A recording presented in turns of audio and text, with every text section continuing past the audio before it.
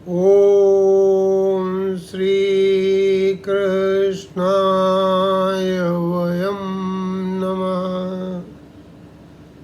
श्रीमद् भगवत गीता सप्तमो अध्याय। हम 2 श्लोक कर लिए थे, पहला दूसरा। आज 27 अगस्त 2021 शुक्रवार हम दूसरे श्लोक से आगे करेंगे। इससे पहले कि हम दूसरा श्लोक लें, तीसरा श्लोक लें, हम थोड़ा जानने की कोशिश करेंगे कि ज्ञान और विज्ञान के बारे में हम थोड़ा समझने की कोशिश करेंगे, क्योंकि ये अध्याय ज्ञान विज्ञान योग का है। तो यहाँ पर ज्ञानेश्वरी में बहुत सुंदर वर्णन दिया है।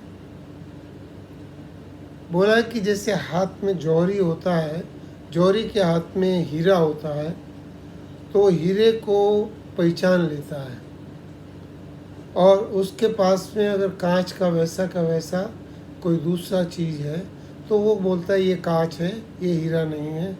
वो इतने सारी चीज़ों में हीरे को पहचान लेता है। तो ये जो चीज़ है, इसको उन्होंने बड़े अच्छे ढंग से एक्सप्लेन किया है। पहला तो बोला कि एक प्रपंच ज्ञान जैसी कोई चीज़ होती है। प्रपंच क्या है? ये 5 इंद्रियां जो ज्ञानेंद्रियां हैं हमारी, तो ये 5 जो ज्ञानेंद्रियां हैं, ये 5 ज्ञानेंद्रियों से जो कहानी बनती है, मन जो कहानी बनाता है, ये सारा प्रपंच कहलाता है। प्रपंच ज्ञान इसको कहते हैं। और जो भगवान में आस्था रखते हैं और भगवान के इसमें लगते हैं, तो वो बोलते हैं हमें इस ज्ञान से क्या लेना देना, प्रपंच ज्ञान से हमको क्या लेना देना। तो बोले कि ये ज़रूरी है कि तुम इसे जान लो। इस प्रपंच ज्ञान को भगवान कहते हैं कि तुम पहले इसको जान लो, ये तुम्हारे लिए ज़रूरी है। फिर जिस समय ज्ञान की बात होती है, तो उस समय ये जो प्रपंचिक ग्रातत्व ज्ञान है, मतलब कि प्रपंच ज्ञान का जो ज्ञातृत्व है, ये ज्ञातृत्व जो है ये अपने आप बंद हो जाएगा। प्रपंचिक ज्ञातृत्व की उस समय दाल नहीं गलती है। जब आपको वास्तविक ज्ञान पता होता है तो प्रपंच ज्ञान की पता नहीं पड़ता है, उसका जो विचार भी अपने पास में नहीं आता है, कोई तर्क भी काम नहीं करता है। और अर्जुन उसी को ज्ञान कहते हैं। हे अर्जुन सुन, उसी को ज्ञान कहते हैं। जैसे कि हम इस सीधी सीधी बात लें, जैसे कि एक पानी में सीधी लकड़ी है, उसको जब हम रखते हैं तो वो टेढ़ी दिखती है। अब हमको पता है कि ये पानी के अंदर ऐसे टेढ़ी दिखती है।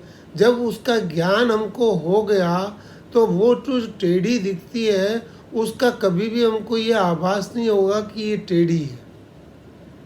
हमें उसको बाहर निकाल कर देखेंगे तो सीधी है। तो ये जो चीज़ है, एक बार प्रपंच ज्ञान का पता, जैसे मरीचिका है, रेगिस्तान में पानी दिखता है तो हिरण उसकी तरफ भागते हैं। लेकिन मनुष्य को अगर पता पड़ जाए कि ये मरीचिका है, तो वो फिर उसकी तरफ इस तरह से नहीं भागेगा जिस तरह से। तो एक बार ज्ञान होने के बाद प्रपंच का ज्ञान, प्रपंच क्या है? वो मरीचिका। तो एक बार उसका ज्ञान होने के बाद फिर उसके अंदर हम नहीं जाएंगे। तो ये जो है, यहाँ पर कोई तर्क काम नहीं करता है। अर्जुन उसी को ज्ञान कहते हैं। और जो कुछ भिन्न चीज़ है, जो भी ज्ञान से अलग कोई भी चीज़ है, वो सारा का सारा प्रपंच है। इन इंद्रियों से जितना भी ज्ञान प्राप्त होता है वो सारा प्रपंच है, और एक्चुअल जो ज्ञान है वो ज्ञान है। तो वो ज्ञान बोला, इससे अलावा सारा का सारा प्रपंच है। और बोले कि ये जो विज्ञान है ये क्या है, कि ये विज्ञान भी प्रपंच का बना बनाया हुआ विज्ञान है। प्रैक्टिकली हम ये जानते हैं, ये करते हैं, ये करते हैं। तो ये जो विज्ञान है ये भी प्रपंच है, उसी को विज्ञान कहते हैं। जो भिन्न जो कुछ है वो प्रपंच है, और उसी को हम विज्ञान कहते हैं। ज्ञान से भिन्न जो भी सत्य बुद्धि की परिकल्पना होती है, जो ज्ञान से भिन्न प्रपंच को जानने से जो सत्य बुद्धि की परिकल्पना होती है उसे अज्ञान समझना चाहिए। सत्य बुद्धि आ जाती है कि अरे ये पानी है, रेगिस्तान में ये पानी दिख रहा है, लेकिन ये पानी है नहीं। तो ये जो चीज़ है, ये जो परिकल्पना होती है सत्य की, ये परिकल्पना उसे अज्ञान ही समझना चाहिए। अज्ञान मिट जाता है और विज्ञान समाप्त हो जाता है। जो रहस्य इसका है, जो खास बात इसकी है, वो ये है कि ये अज्ञान मतलब ये प्रपंच और ये विज्ञान, ये सारा का सारा समाप्त हो जाता है और सिर्फ ज्ञान बचता है। तो वो ज्ञान स्वरूप है, सिर्फ ज्ञान के अलावा कुछ भी नहीं बचता है। यही उस जौहरी का होता है कि वो हीरे और कांच के अंदर फर्क को पता कर लेता है, जबकि उसका आकार वैसा का वैसा है, उसका रंग वैसा का वैसा है, सब कुछ चीज़ें मिलती है, लेकिन उसको पता पड़ता है कि ये हीरा है और ये कांच है। तो ये क्यों? कि उसको ये पहचान हो गई है कि हीरा क्या है। तो ये जब ज्ञान स्वरूप आप हो जाते हैं, तब आप सिर्फ ज्ञान रहता है, और ये जो प्रपंच और विज्ञान है ये सारा का सारा समाप्त हो जाता है। यहाँ पर आगे ज्ञानेश्वर महाराज जी बोलते हैं कि जिस समय इस प्रकार की स्थिति होती है उस समय बोलने वाले की बोलती बंद हो जाती है, और श्रोता के सुनने की अभिलाषा होती है वो भी लुप्त हो जाती है, और छोटे बड़े का भेदभाव शेष नहीं रहता।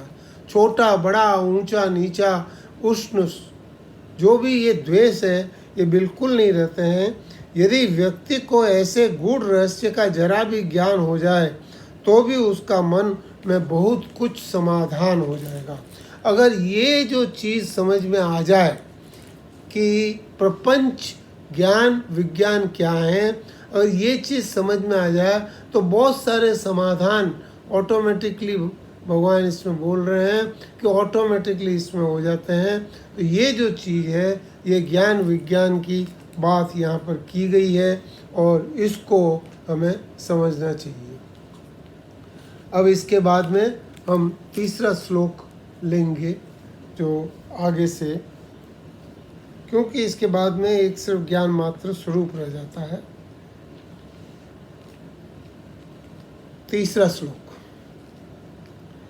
मनुष्याणां सहस्रेषु कश्चिद्यत्तितति सिद्धये। मनुष्याणां सहस्रेषु कश्चिद्यत्तितति सिद्धये। यततामपि सिद्धानां कश्चिन्मां वेति तत्त्वतः। यहाँ भगवान बोल रहे हैं कि हजारों मनुष्यों में, मनुष्याणाम, मनुष्य, ये मनुष्य योनि के लिए ही है, और मैं बोलते हैं कि हजारों मनुष्य में, हजारों में से कोई एक सिद्ध होता है, और जो एक सिद्ध होता है इनमें से भी बहुत सारे सिद्धों में से कोई एक है जो यथार्थ रूप से मुझे जानता है। ये यहाँ पे बताया गया है कि देखिए हमारे इसमें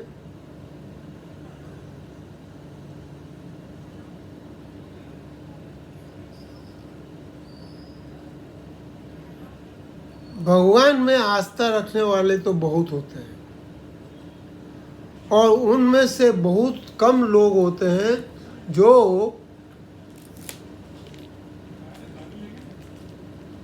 उनके सच्चे ज्ञानी होते हैं।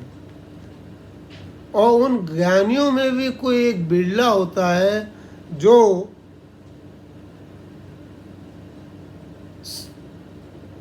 उनको तत्वतः जानता है, तत्वतः जानता है। मतलब कि जैसे हीरे को रूप रंग शकल उसके हिसाब से नहीं देख के उसके वास्तविक तत्व को पहचानना कि ये हीरा है, ऐसे ही भगवान को तत्वतः जानना ये किसी किसी के अंदर होता है।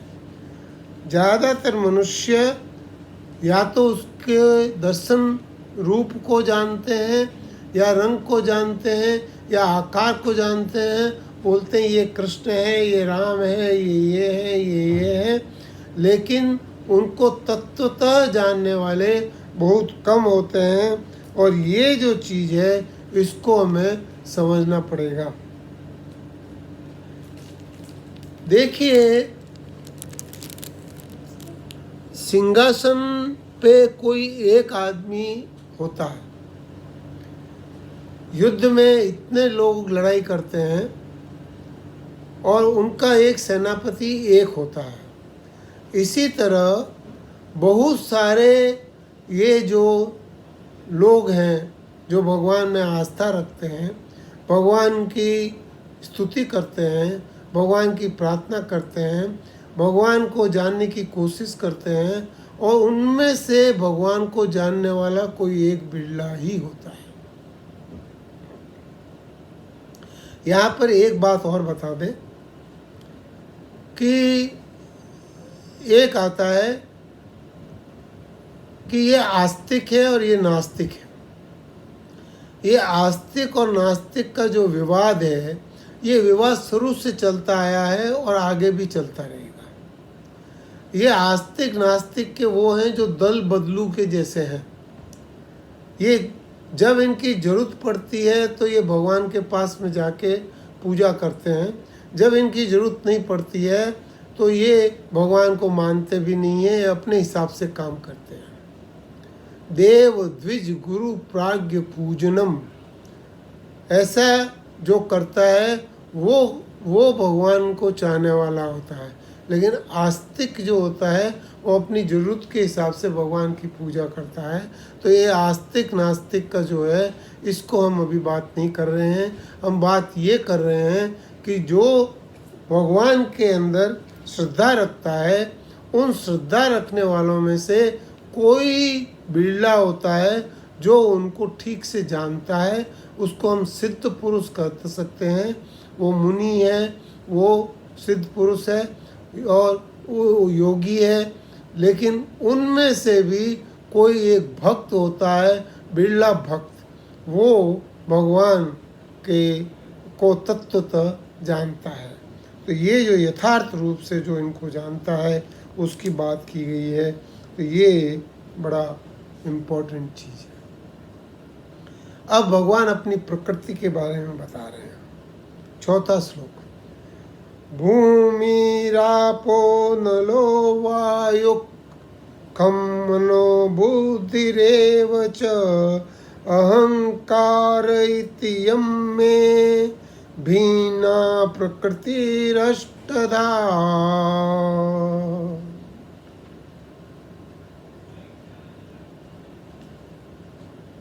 भगवान यहाँ बोलते हैं कि मेरी ये प्रकृति है, 8 भागों में विभाजित है।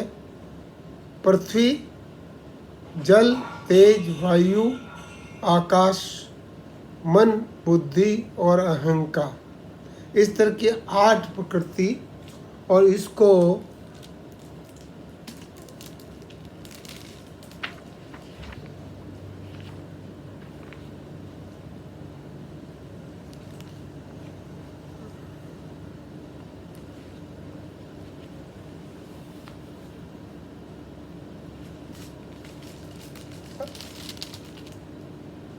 अखंडानंद जी बता रहे हैं कि प्रकृति 8 प्रकार से फूट जाती है। जैसे एक पौधा उगता तो वो उसकी डालियाँ पत्ते हो जाते हैं, इस तरह प्रकृति 8 तरह से फूट जाती है। गंध मात्रा पृथ्वी, रस मात्रा जल, रूप मात्रा अग्नि, स्पर्श मात्रा वायु, शब्द मात्रा आकाश, मन, बुद्धि, अहंकार और महतत्व। इन 8 रूपों में ये प्रकृति फूट जाती है। और ये तीनों लोकों का जो 3 लोक त्रिलोकी, ये तीनों लोकों का निर्माण करने के लिए ये प्रकृति, ये 8 भाग है। बिना माने जैसे घड़ा फूट गया हो, बीज फूटा है, अब 8 रूप उसके हो गए हैं। इसे सांख्य की विलक्षणता क्या है, इसके अंदर बोला है कि सांख्य योग तो पहले से पता था, फिर इसमें विलक्षणता क्या है। तो भगवान बोल रहे हैं कि मैं तुम्हें बताता हूँ थोड़े दूसरे ढंग से। बोले इत्यम बिना प्रकृति रष्टधा, इस प्रकृति का मालिक मैं हूँ। इसमें इन 8 में कोई दूसरा मालिक नहीं है। बोले इसका मालिक मैं हूँ। यह प्रकृति मेरी है। यह विकृत प्रकृति, यह व्यक्त प्रकृति, यह कार्य प्रकृति, ये मेरी है। भगवान ये बोलते हैं कि ये मैं तुम्हें बताता हूँ। क्यों कि सांख्य योग में ये नहीं बताया कि ये प्रकृति किसकी है। तो ये जो चीज़ है ये यहाँ पर थोड़ा सा अलग है। और इसके बाद में 5वां श्लोक, अपरेयमिति स्तन्यां प्रकृतिं विद्धि मे परां जीवभूतं महाबाहो ययेदन्धार्यते जगत्। अब भगवान कह रहे हैं कि हे महाबाहो, इस अपरा प्रकृति से भिन्न, अपरा प्रकृति कौन सी, जो 8 भाग, ये अपरा प्रकृति से भिन्न बनी हुई मेरी प्रकृति, इसको जान, इसके द्वारा जगत धारण किया गया है। बोले कि मैं इसके सब जगह हूँ और मेरे बगैर ये अष्टधा प्रकृति कुछ नहीं कर सकती है, ये मेरे कारण ही है। राम सुखजाय जी बोलते हैं, जब चेतन तत्व अपरा प्रकृति अहंकार के साथ तादात्म्य कर लेता है, तब वह परा प्रकृति कहलाता है।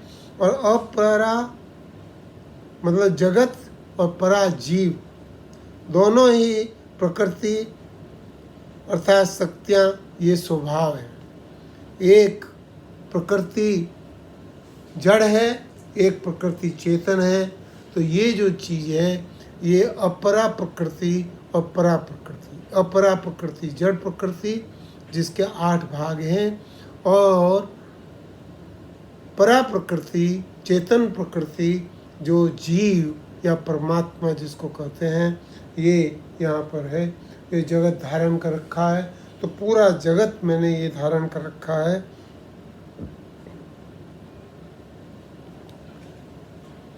इसमें